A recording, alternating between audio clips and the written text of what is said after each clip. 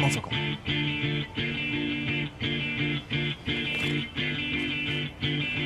俺らに無駄な血流させたくねえんだろ。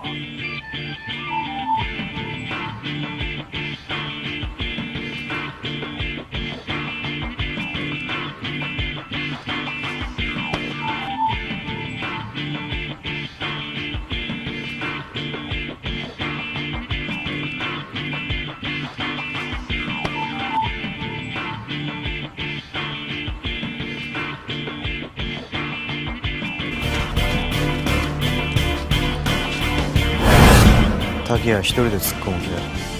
こうなったら滝谷が負けた後でうちがホースが叩こうじゃねえか。源氏はスズラン背負って動いてんだぞ。勝手に背負ってるだけだろうが。スズランの後マッスルジャーだ。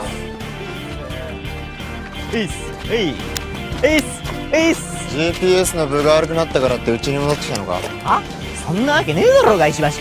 じゃあ何しに来たんだ。まあそうかっかすんなって石田さんで。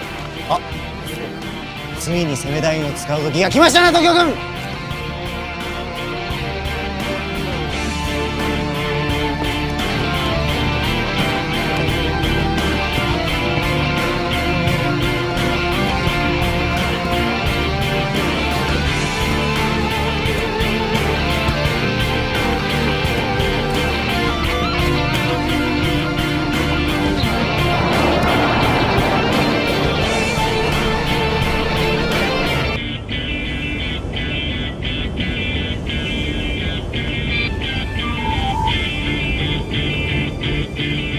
何の冗談だ。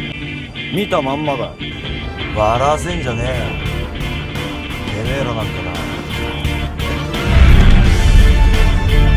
行けー！